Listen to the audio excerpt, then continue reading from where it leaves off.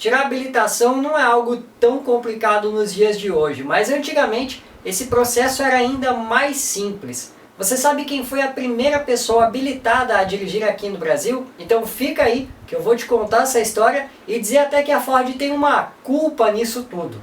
É depois da vinheta.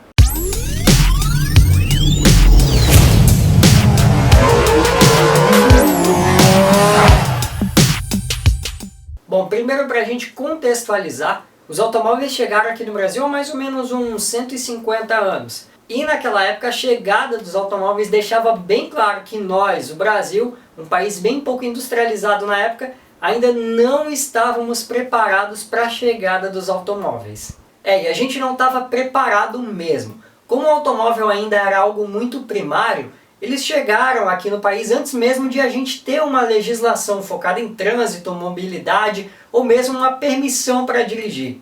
Os motoristas daquela época sequer estavam preparados para pilotar aquelas máquinas. Tanto que foi nessa onda de despreparo que aconteceu o primeiro acidente de trânsito aqui no Brasil, que deu em perda total, ou seja, o veículo ficou completamente destruído. O motorista, tenho certeza que você já ouviu falar, ele era uma figura bastante conhecida. Para saber quem era esse cara e também entender como é que foi essa história, basta clicar no card aqui em cima para assistir o vídeo. Bom, hoje a gente tem o Código de Trânsito Brasileiro, o CTB, e também um processo específico para tirar uma habilitação. Só que antes de a gente ter esse processo de ir para a autoescola, fazer exame psicotécnico, exame de vista, aula teórica, aula prática e prova prática, muita coisa rolou. É mesmo, é? Em 1925, 54 anos depois que um carro andou no país pela primeira vez, a gente só tinha um motorista habilitado. E olha que o processo para tirar a habilitação naquela época nem era tão rigoroso assim. A gente contou, inclusive aqui no canal, como foi essa primeira volta de carro aqui no Brasil. Teve gente que não acreditava naquele tal de automóvel e até apostou que ele não era capaz de se locomover em terrenos que não fossem planos. Para você entender como é que foi essa história, é só clicar no card aqui em cima para assistir o vídeo. Bom, voltando às autorizações para dirigir, naquela época as licenças e os testes eram feitos por autoridades competentes de cada região. Não existia uma autorização nacional, por exemplo. Tanto que a primeira pessoa que recebeu uma licença para dirigir em 1925 teve essa autorização cedida pela Prefeitura de São Paulo. A identidade dela a gente vai revelar daqui a pouquinho mais. Entre os requisitos para poder dirigir, o motorista tinha que saber ler e escrever. O que para a gente hoje parece algo muito simples, naquela época era um verdadeiro filtro, já que o perfil da população era outro e a taxa de analfabetismo da população brasileira naqueles anos era muito alta. Era necessário apenas um dia para que o candidato fizesse todo o processo. Ele já saía de lá sabendo se seria aprovado ou não. Se fosse aprovado, já saía com a autorização na mão e nem precisava fazer um teste teórico ou mesmo prático. Olha só que moleza, hein? E hoje, você acha que o processo para tirar uma carteira de habilitação é o suficiente ou os alunos saem das autoescolas ainda despreparados? Fala para mim aqui nos comentários o que você acha e vamos debater sobre esse assunto. Tem muita coisa interessante para a gente conversar e eu tenho certeza que vai ser bem bacana ver o seu ponto de vista.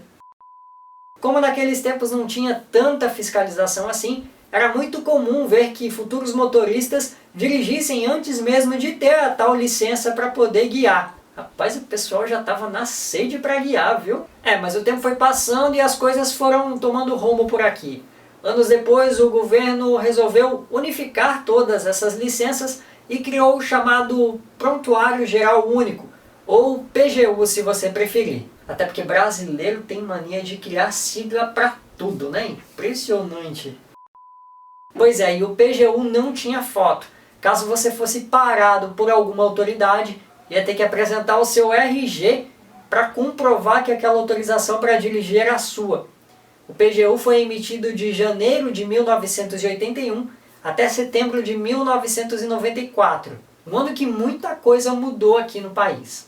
Pois é, e se nós falamos de 1994 e você lembrou diretamente do Plano Real, calma, ele não foi a única grande mudança que aconteceu naquele ano.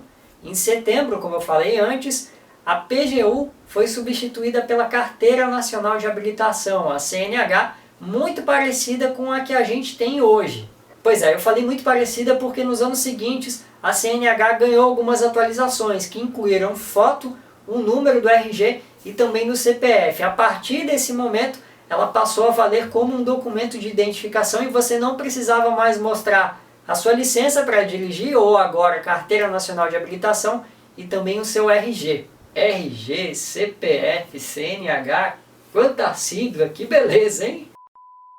Mas essas e outras atualizações foram acontecendo devagarinho, com o passar dos anos, como por exemplo, a versão digital da Carteira Nacional de Habilitação, em que a gente pode simplesmente mostrar ela, caso seja abordada em uma blitz, pela tela do celular. Mas tem uma pessoa que foi precursora nisso tudo, que foi aquele motorista que conseguiu a licença para dirigir lá em 1925, como eu falei no início do vídeo, lembra? E olha que legal, ao que tudo indica, esse motorista, ou melhor, a motorista foi uma mulher. Mas antes de você saber quem era essa motorista, não esqueça de deixar o seu like aqui embaixo, que é muito importante para que a gente continue trazendo esses conteúdos para vocês.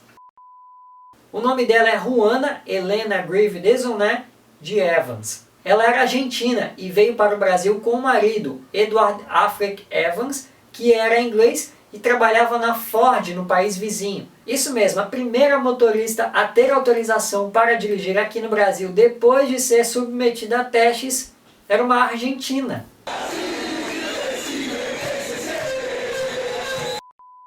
E aí que a Ford entra como uma culpada indireta nisso tudo. De acordo com o neto de Edward, ele era superintendente da Ford lá na Argentina. E em 1919, coube a ele a missão de instalar a fábrica da Ford aqui no Brasil. Foi aí que ele veio ao Brasil e escolheu um galpão na rua Florencio de Abreu, em São Paulo, com as instalações da Ford. Foi ali, com 12 funcionários, que eles começaram a história da marca aqui no país, montando o modelo Ford T e também o caminhão TT. E essa história termina por aqui. Eu espero que você tenha gostado desse conteúdo. Não deixe de se inscrever no canal aqui embaixo, que é muito importante pra gente. E a gente se vê no próximo vídeo com mais histórias para você. Tchau!